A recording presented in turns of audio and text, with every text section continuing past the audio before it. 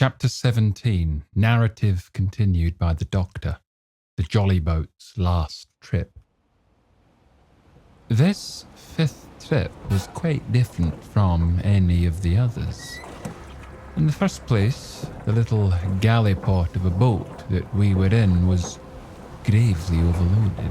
5 grown men, and 3 of them, Trelawney, Redruth and the captain, over 6 feet high. It was already more than she was meant to carry. Add to that the powder, pork and bread bags. The gunwale was lipping astern. Several times we shipped a little water, and my breeches and the tails of my coat were all soaking wet before we had gone 100 yards. The captain made us trim the boat, and we got her to lie a little more evenly. All the same, we were afraid to breathe. In the second place, the ebb was now making a strong rippling current running westward through the basin, and then southward and seaward down the straits by which we had entered in the morning.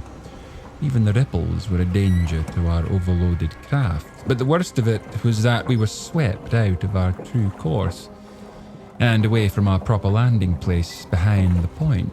If we let the current have its way, we should come ashore beside the gigs, where the pirates might appear at any moment. "I cannot keep her head for the stockade, sir," said I to the captain. I was steering while he and Redruth, 2 fresh men, were at the oars. "The tide keeps washing her down. Could you pull a little stronger?" "Not without swamping the boat," said he. "You must bear up, sir, if you please. Bear up until you see you're gaining." I tried, and found by experiment that the tide kept sweeping us westward until I had laid her head due east, or just about right angles to the way we ought to go. "We'll never get ashore at this rate," said I. "If it's the only course that we can lie, sir, we must even lie it," returned the captain. "We must keep upstream. You see, sir," he went on, "if once we drop to leeward of the landing place, it's hard to say where we should get ashore. Besides, the chance of being boarded by the gigs. Whereas, the way we go, the current must slacken, and then we can dodge back along the shore." "The current's less already, sir," said the man Grey, who was sitting in the foresheets. "You can ease her off a bit." "Thank you, my man," said I, quite as if nothing had happened, for we had all quietly made up our minds to treat him like one of ourselves. Suddenly the captain spoke up again, and I thought his voice was a little changed. "The gun," said he. "I have thought of that," said I, for I made sure he was thinking of a bombardment of the fort.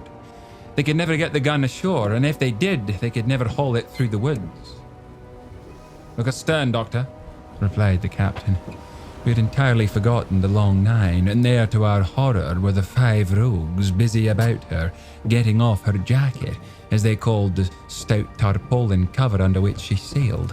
Not only that, but it flashed into my mind at the same moment that the round shot and the powder for the gun had been left behind, and a stroke with an axe would put it all into the possession of the evil ones aboard. "Israel was Flint's gunner," said Grey hoarsely. At any risk, we put the boat's head direct for the landing place. By this time, we had got so far out of the run of the current that we kept steerage way even at our necessarily gentle rate of rowing, and I could keep her steady for the goal. But the worst of it was that, with the course I now held, we turned our broadside instead of our stern towards the Hispaniola, and offered a target like a barn door. I could hear, as well as see, that brandy-faced rascal, Israel Hands, plumping down a round shot on the deck. "Who's the best shot?" asked the captain. "Mr. Trelawney, out and away," said I. "Mr. Trelawney, will you please pick me off one of these men, sir? Hands, if possible," said the captain. Trelawney was cool as steel. He looked to the priming of his gun. "Now," cried the captain. "Easy with that gun, sir, or you'll swamp the boat. All hands stand by to trim her when he aims." The squire aced his gun. The rowing ceased, and we leaned over to the other side to keep the balance, and all was so nicely contrived that we did not ship a drop.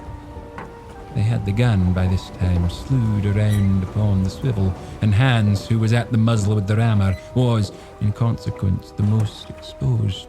However, we had no luck, for just as Trelawney fired, down he stooped. The ball whistled over him, and it was one of the other four who fell. The cry he gave was echoed, not only by his companions on board, but by a great number of voices from the shore, and looking in that direction, I saw the other pirates trooping out from among the trees and tumbling into their places in the boats. "Here comes the gig, sir," said I. "Give way, then," cried the captain. "We mustn't mind if we swamp her now. If we can't get ashore, all's up." "Only one of the gigs is being manned, sir," I added. "The crew of the other are most likely going round by shore to cut us off."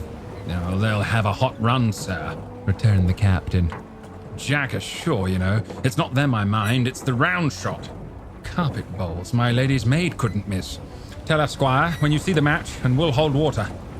In the meanwhile, we had been making headway at a good pace for a boat so overloaded, and we had shipped but little water in the process.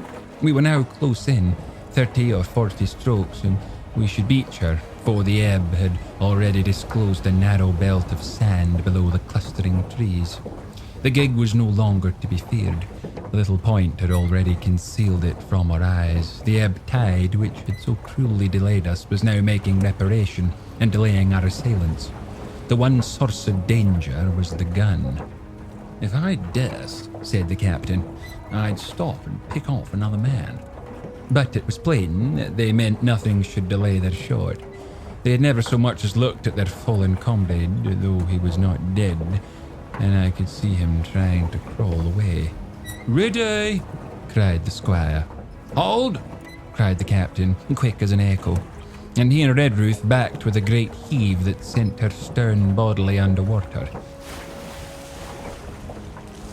The report fell in at the same instant of time. This was the first that Jim heard, the sound of the squire's shot not having reached him. Where the ball passed, not one of us precisely knew, but I fancy it must have been over our heads, and that the wind of it may have contributed to our disaster. At any rate, the boat sank by the stern, quite gently in 3 feet of water, leaving the captain and myself facing each other on our feet. The other 3 took complete headers and came up again drenched and bubbling. So far, there was no great harm, no lives were lost, and we could wade ashore in safety. But there were all our stores at the bottom, and to make things worse, only 2 guns out of 5 remained in a state of service. Mine I had snatched from my knees and held over my head by a sort of instinct. As for the captain, he had carried his over his shoulder by a bandolier, and like a wise man, lock uppermost. The other 3 had gone down with the boat. To add to our concern, we heard voices already drawing near us in the woods along shore, and we had not only the danger of being cut off from the stockade in our half-crippled state, but the fear before us whether, if Hunter and Joyce were attacked by half a dozen, they would have the sense and conduct to stand firm. Hunter was steady, that we knew. Joyce was doubtful case, a pleasant, polite man for a valet, and to brush one's clothes, but not entirely fitted for a man of war. With all this in our minds, we waded ashore as fast as we could, leaving behind us the poor jolly boat and a good half of all of our powder and provisions.